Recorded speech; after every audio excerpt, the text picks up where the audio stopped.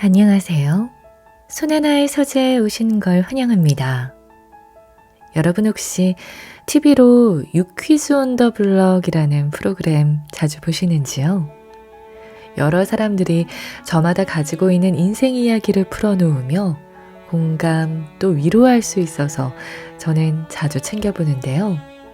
오늘은 이 유퀴즈의 다큐멘터리 디렉터로 또 다큐멘터리 3일의 VJ로 일하며 수많은 사람을 만나 경험한 바를 쓴 책, 참 괜찮은 말들을 읽어드리려고 합니다. 저자는 18년 동안 현장에서 마주친 사람들에게 배운 삶의 의미와 지혜를 담아냈는데요. 현명하게 인생을 살아나가는 사람들은 한결같이 공통점이 있었다고 합니다. 바로 함부로 비관적인 말을 하지 않는다는 것이죠. 남에게도 또 자신에게도 말입니다. 여러분은 어떤 말로 하루를 채우고 계신가요? 그 말들이 곧 여러분의 인생이 됩니다. 오늘은 이 책에서 좋은 인연을 놓치지 않고 사람의 마음을 얻는 방법부터 절망적인 상황에서도 위로가 되는 이야기들까지 들려드릴게요. 듣는 동안 마음이 따뜻해지는 힐링의 시간이 되실 거라 믿습니다. 지금 이 순간이 여러분에게 참 괜찮기를 바라며 함께 읽어보시죠.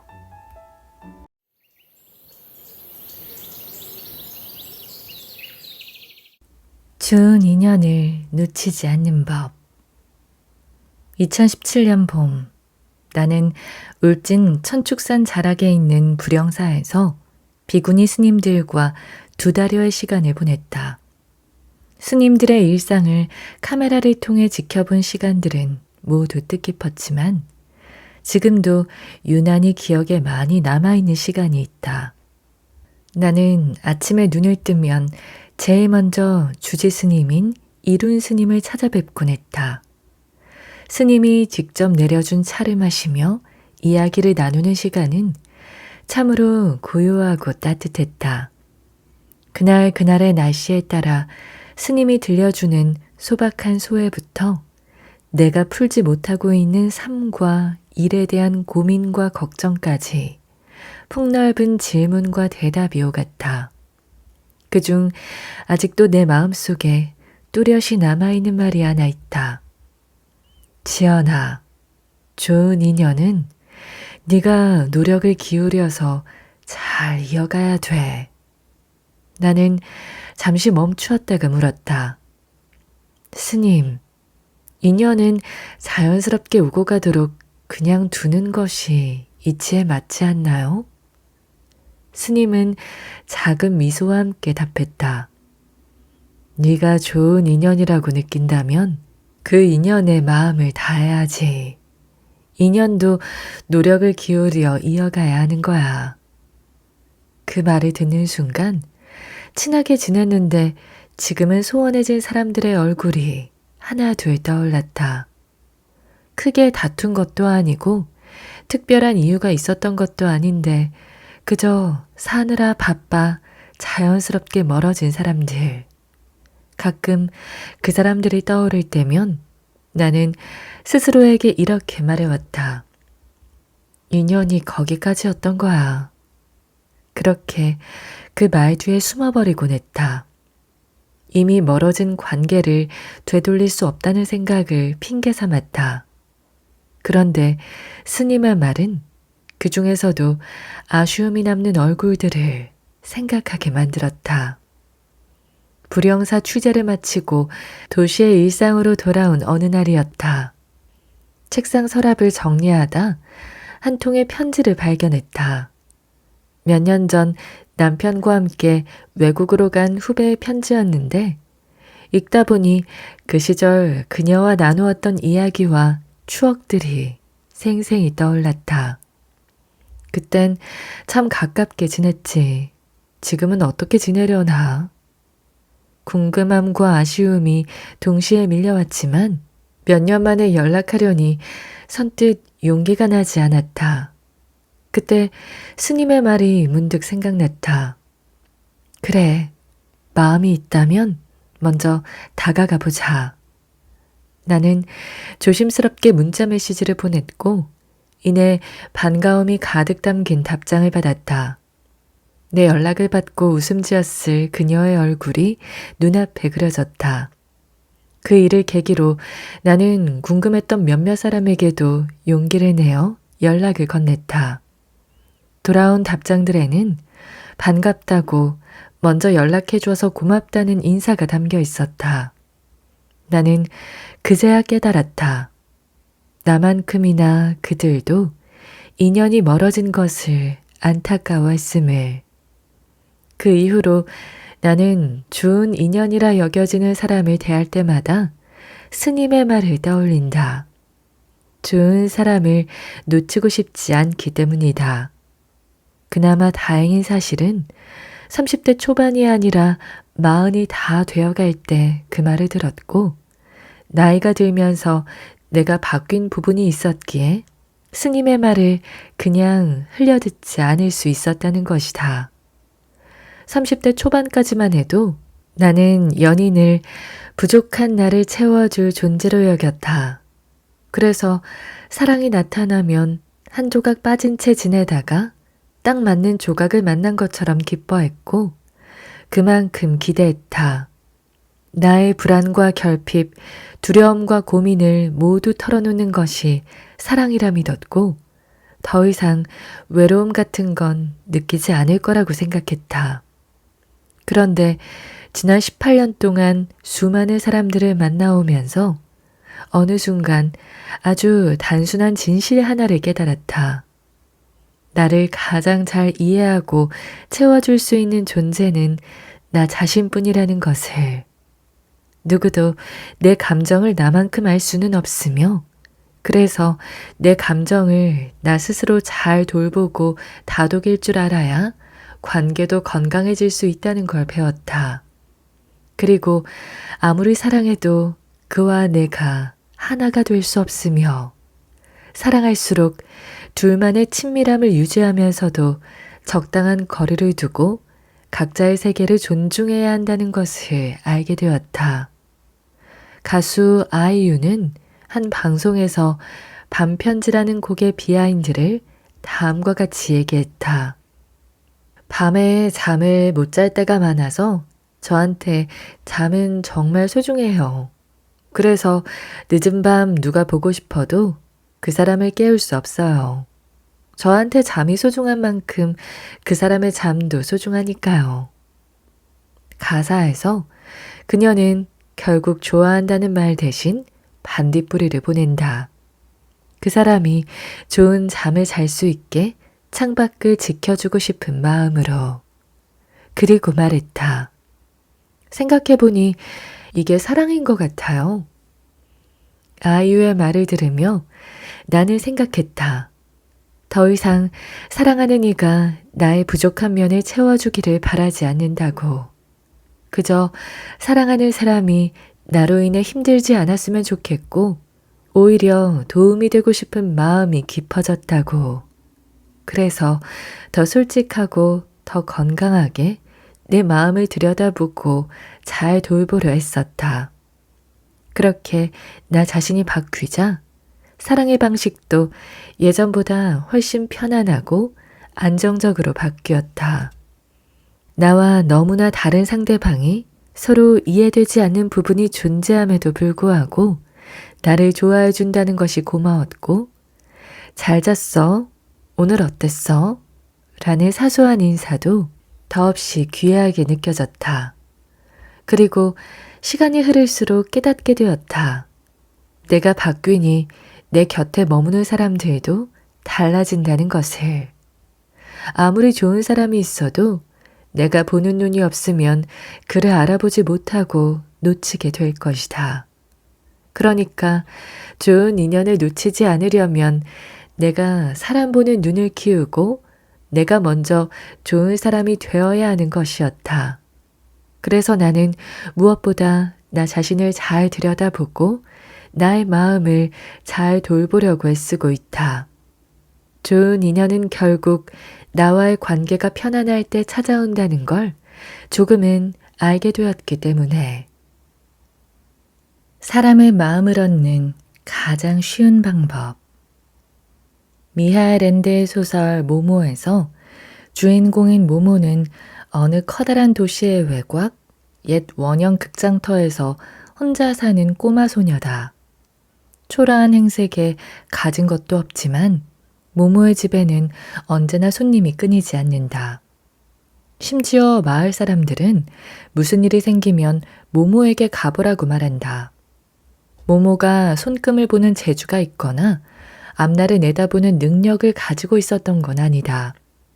대신 모모는 그 누구도 따라갈 수 없는 재주를 하나 가지고 있었다.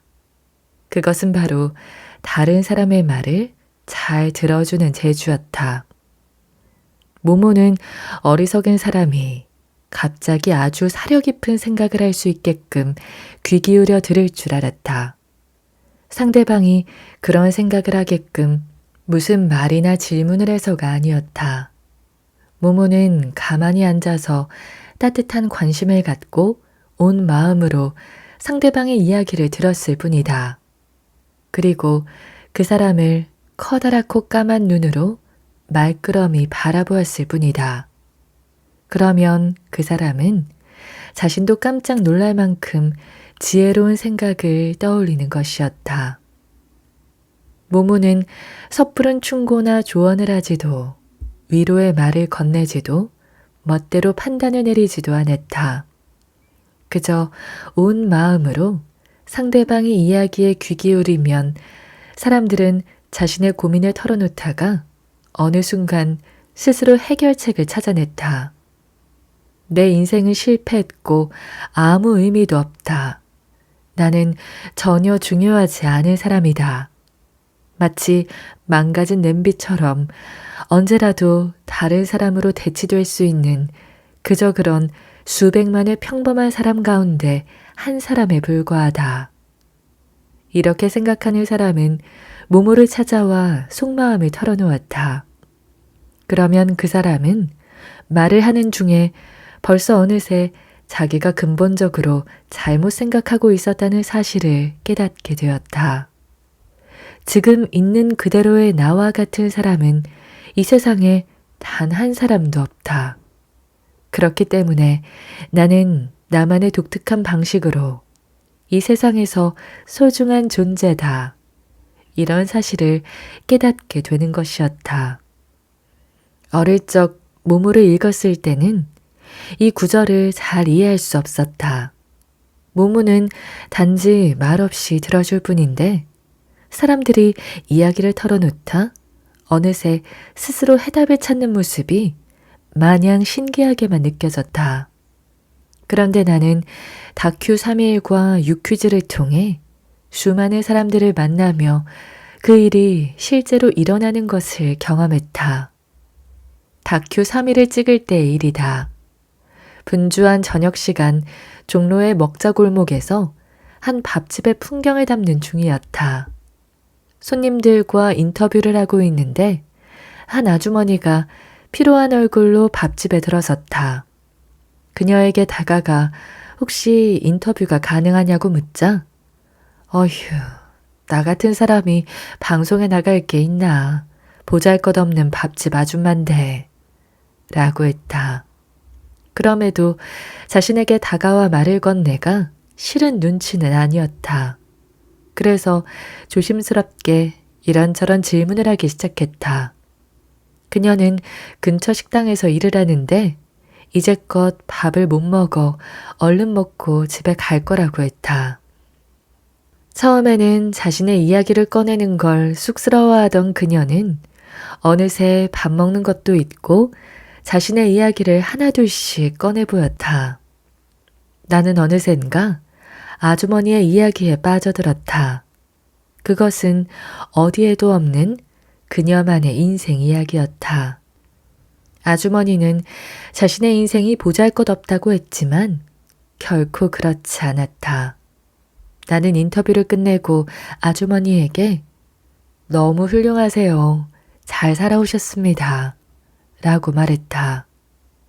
그녀의 인생을 들으며 느낀 감정에 비하면 턱없이 부족한 표현이었지만 그 말을 들은 아주머니는 한이 풀린 것처럼 개운해 보였고 마음이 벅찬 것도 같았다. 밥집에서 나와 인사를 나누고 걸어가던 아주머니가 갑자기 뒤돌아서더니 나에게 말했다. 나 이 일하길 잘한 것 같아. 내가 한 일은 그녀의 이야기를 마음을 다해 귀담아 듣다 보니 궁금한 게 있어서 몇 가지 질문을 던졌을 뿐이었다. 그런데 그 대화를 통해 아주머니는 스스로 보잘것없다던 인생을 돌아보며 결국에는 자신의 인생을 긍정하게 되었다. 모모가 가진 경청의 힘을 경험해 보니 정말 놀라웠다. 충무로 인쇄 골목을 취재할 때도 마찬가지였다. 충무로에서 을지로로 이어지는 200m 남짓한 골목을 따라 인쇄와 출판, 종이 가게들이 빼곡히 모여 있는데 그 골목은 호황기였던 1980년대에서 90년대를 지나면서 조금씩 쇠락의 길을 걷기 시작했다. 그러다 인터넷이 발달하고 자본력으로 무장한 대형 업체들이 생겨나면서 기술 하나로 버텨온 인쇄골목의 소규모 영세업체들은 경쟁력을 잃고 무너져 내렸다. 취재를 갔던 2009년 그 골목의 풍경은 참 쓸쓸했다. 한 업체 사장은 하루 종일 인쇄 기계가 돌아가는 소리 때문에 귀가 아프던 시절도 있었는데 이제는 일감 자체가 많지 않다 보니 기계 소리가 그립다고 했다.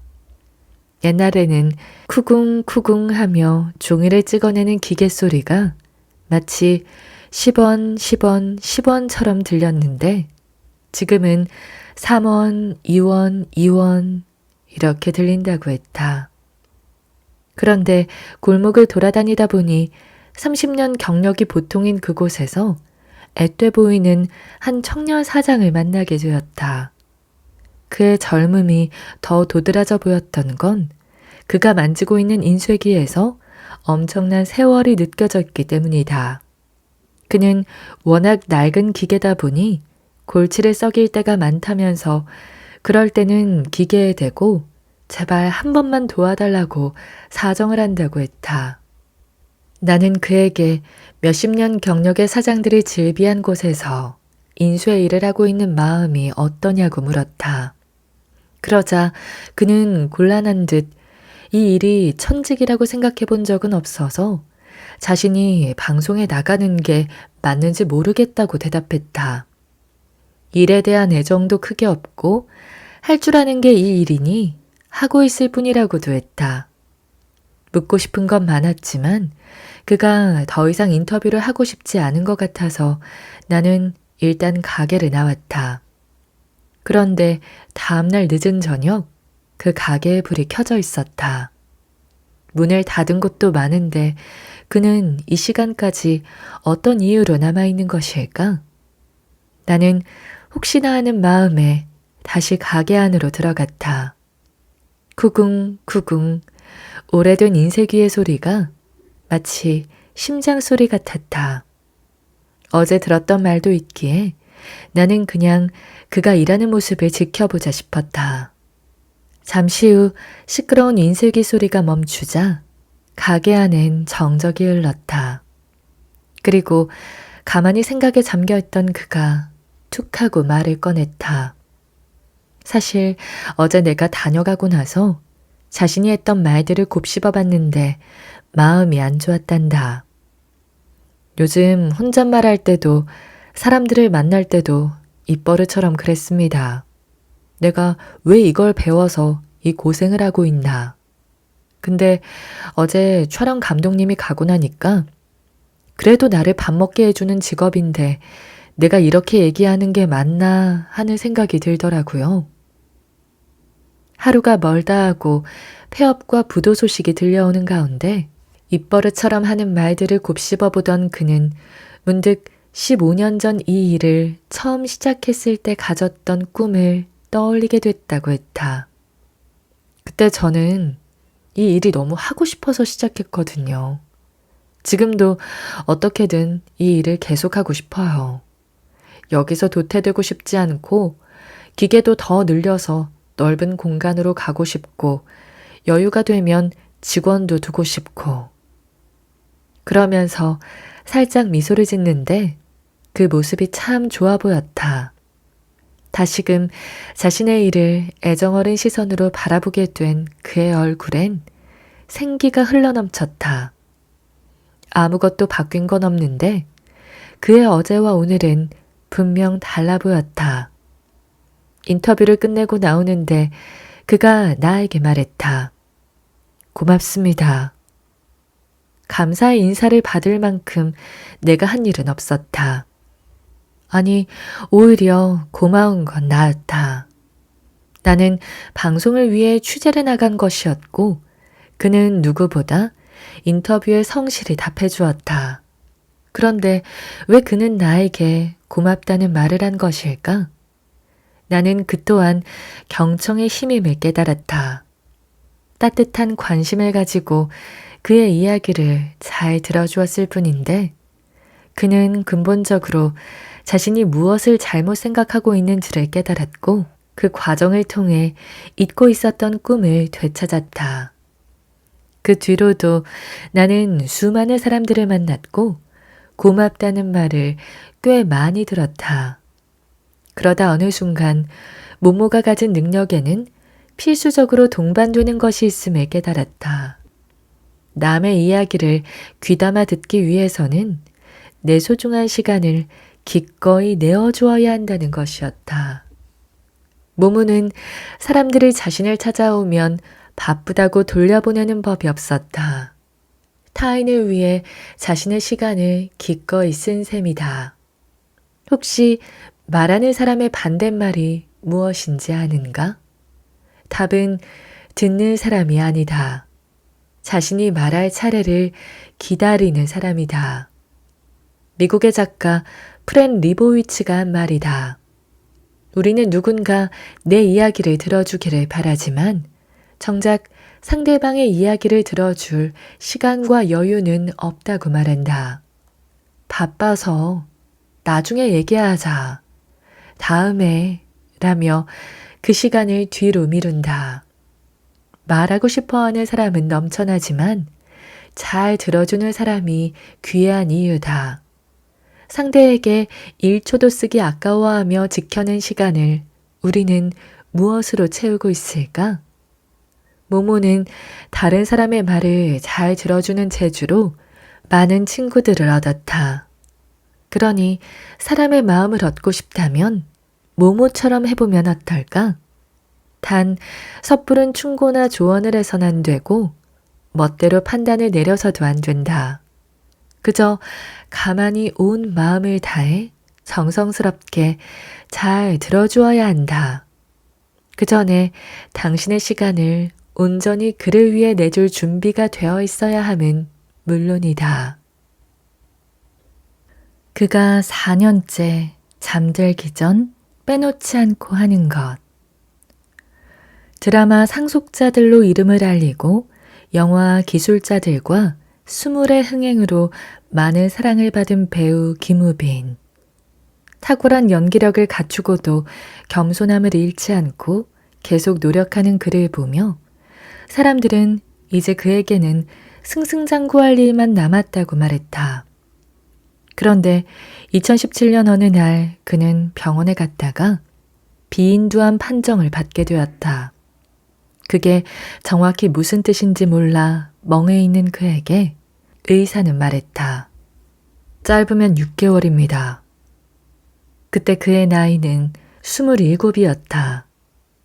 그는 어릴 때부터 자신이 살고 싶은 미래를 선명히 그리며 그곳에 닿기 위해 치열하게 고민하고 끊임없이 노력해왔다.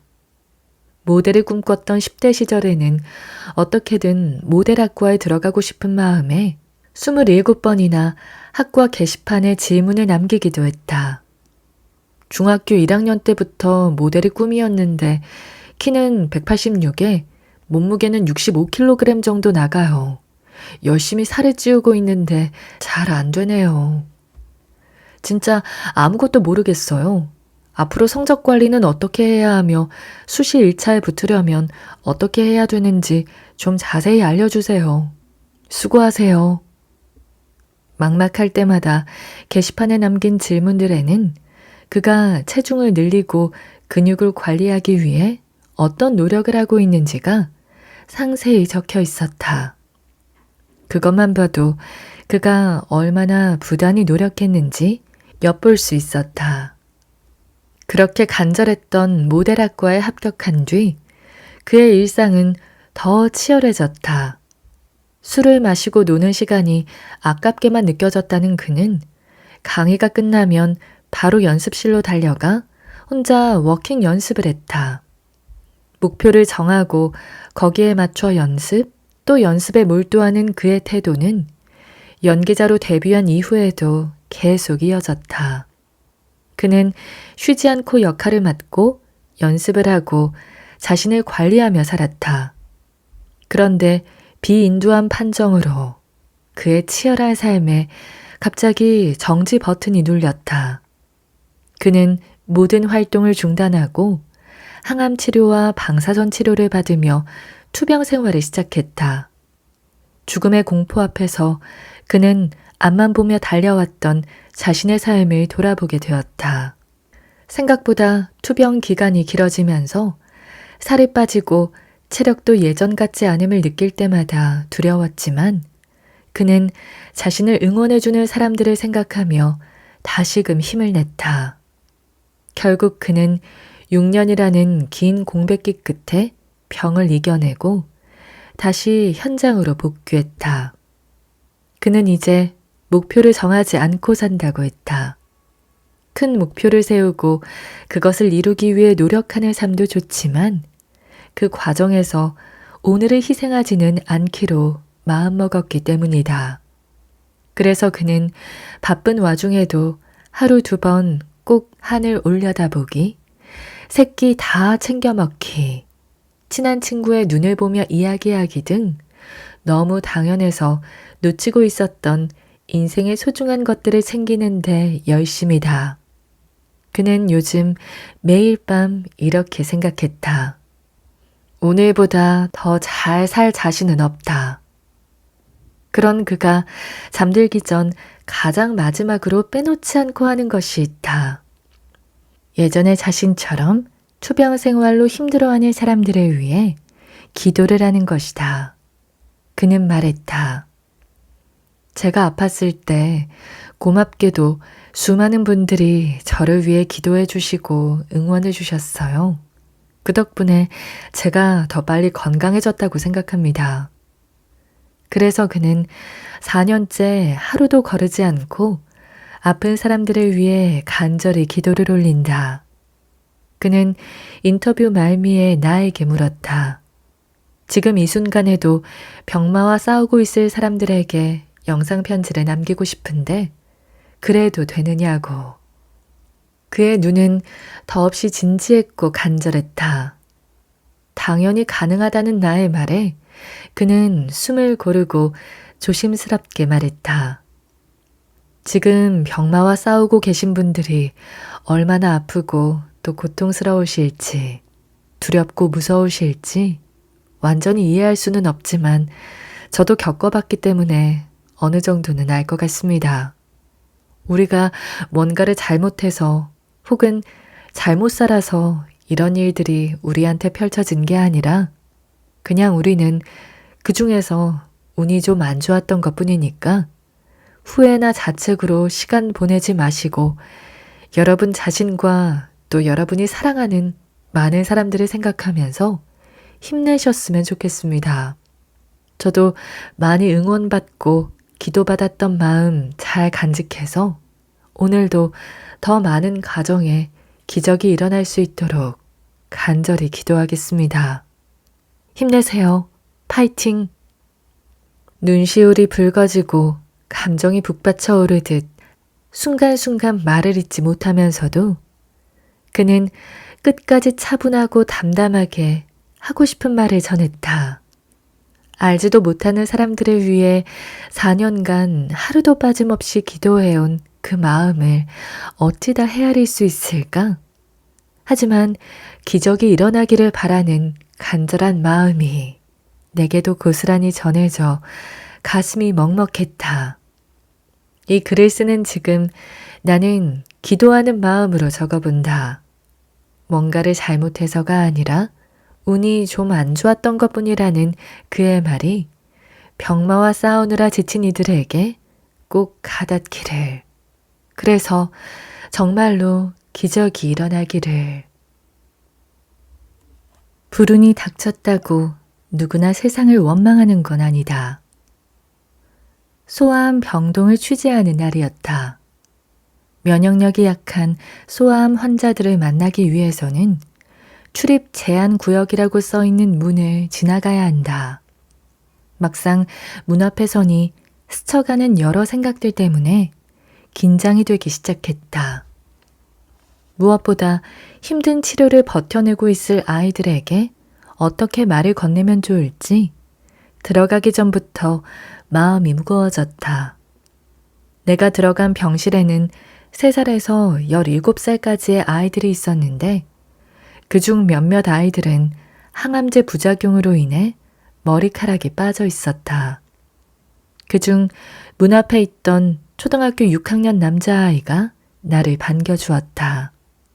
아이는 방송 카메라를 보더니 반 친구들에게 자신의 모습을 보여줄 수 있을지도 모른다는 생각에 신나했다. 아이는 낮에도 친구 몇 명이 다녀갔는데 그들이 응원 메시지도 남기고 갔다며 내게 자랑했다. 아이는 고륙종 환자였다. 얼마 전 뼈에 암이 생긴 걸 발견해 이제 막 항암 치료를 받기 시작했다.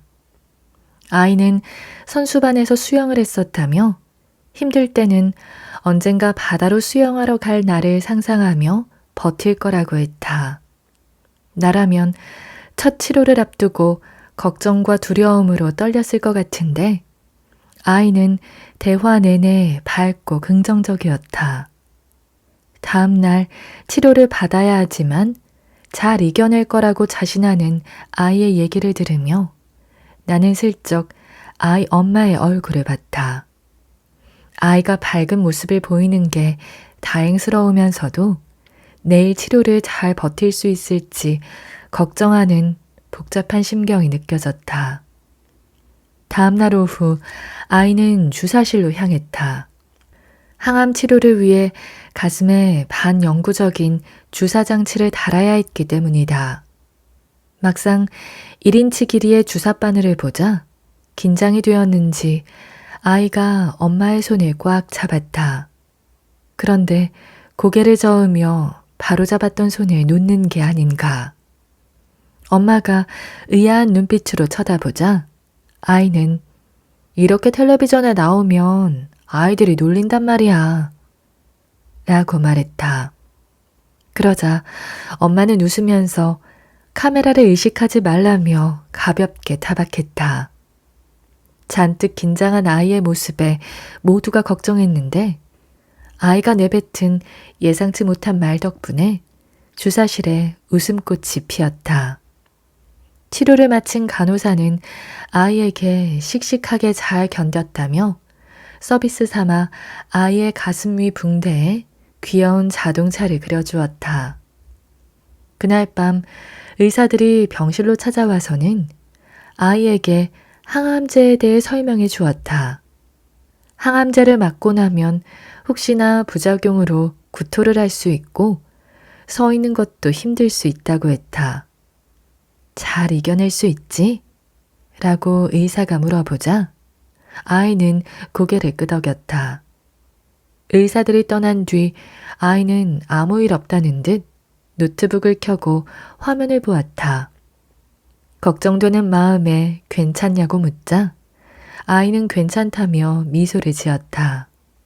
그리고 엄마 눈에 눈물이 고여 있는 걸 보고는 왜 울려고 그래? 라며 더 활짝 웃어보았다.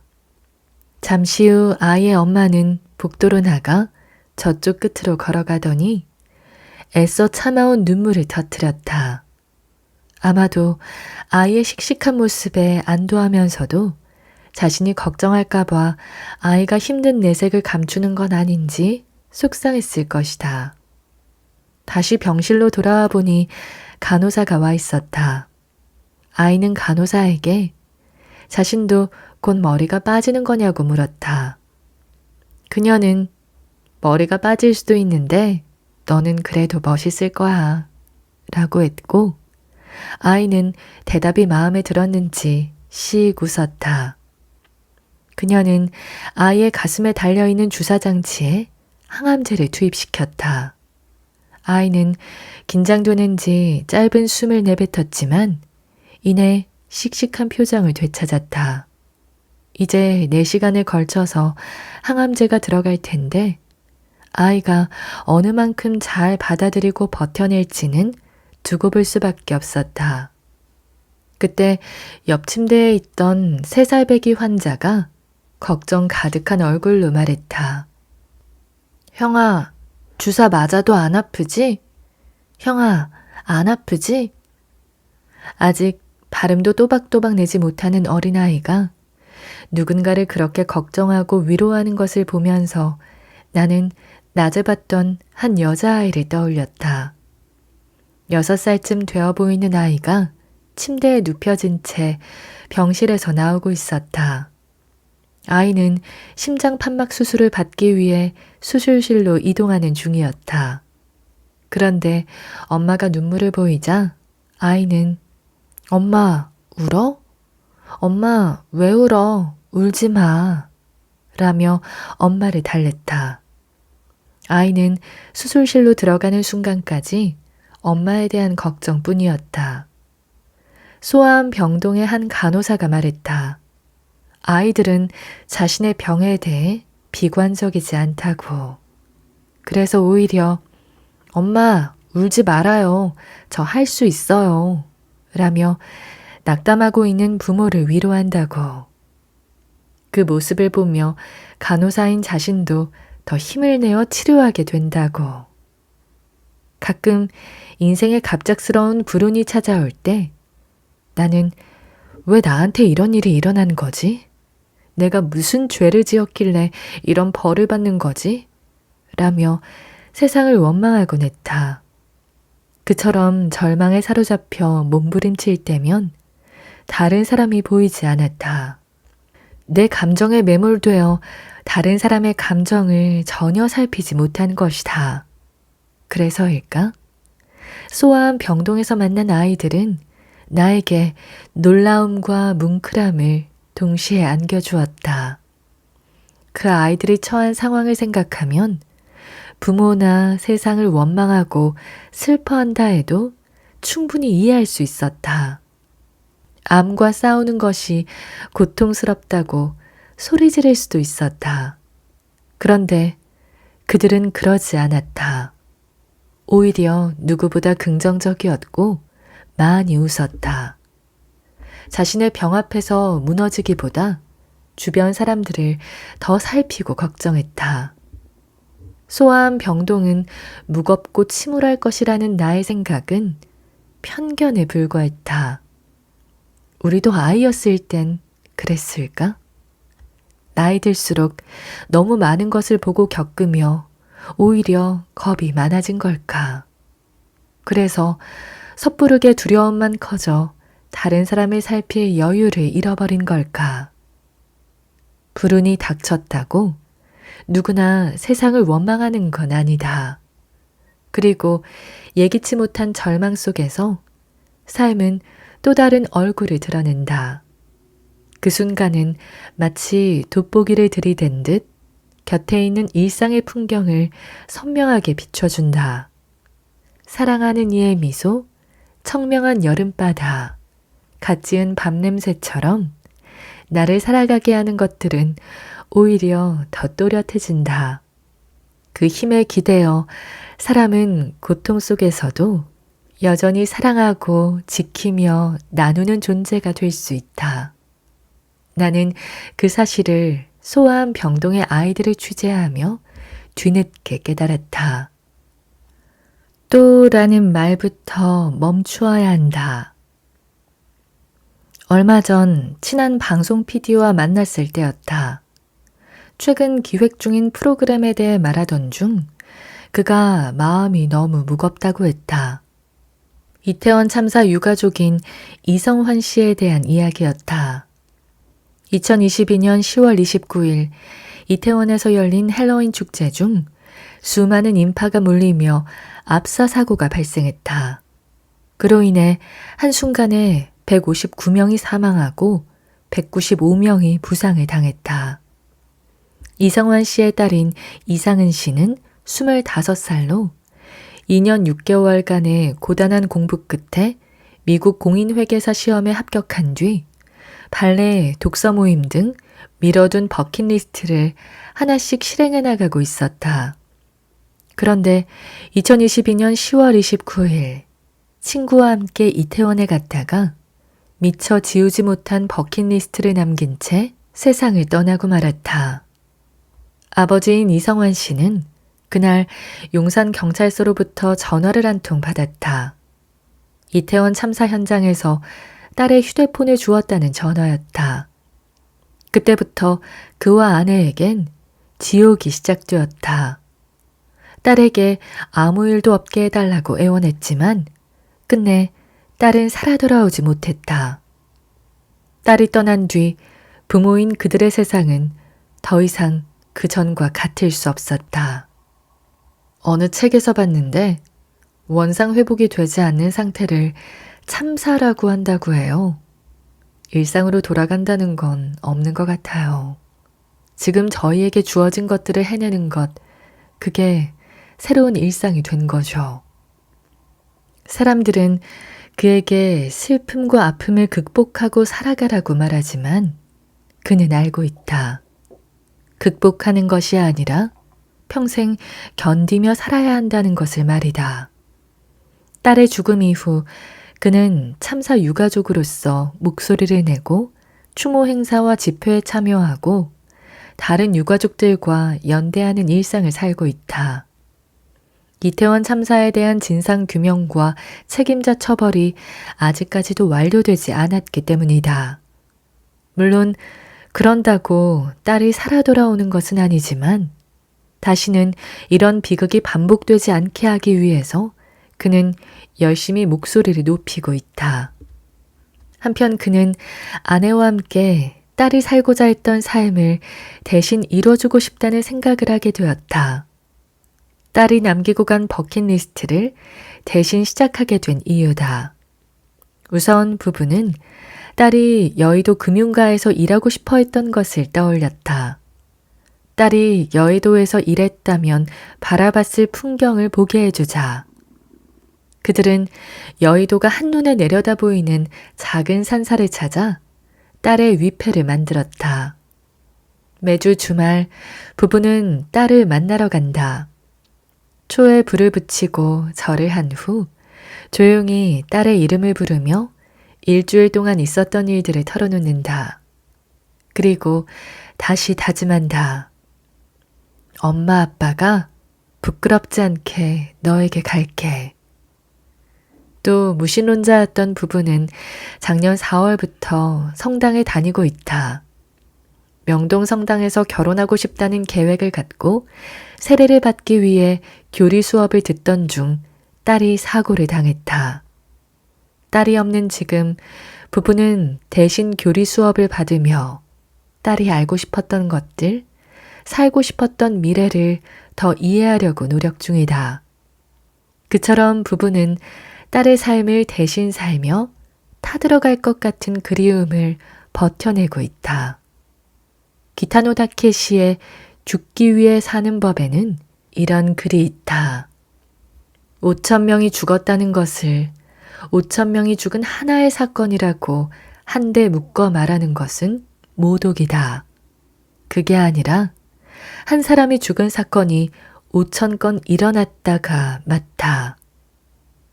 그런데 우리는 세월호, 이태원, 최근 무안공항 참사까지 이어진 끔찍한 참사 앞에서 또라는 말을 쉽게 붙여버린다. 참사가 또 일어났네. 저번 참사보다는 그래도 덜 비극적이네 하면서 말이다. 또 라는 말 속에 얼마나 많은 사람들이 해결되지 않는 고통으로 괴로워하고 있을지, 얼마나 많은 사람들이 무력감과 패배감을 느끼고 있을지 생각하게 된다. 이태원 참사 2주기 추모 미사에서 이성환 씨는 말했다.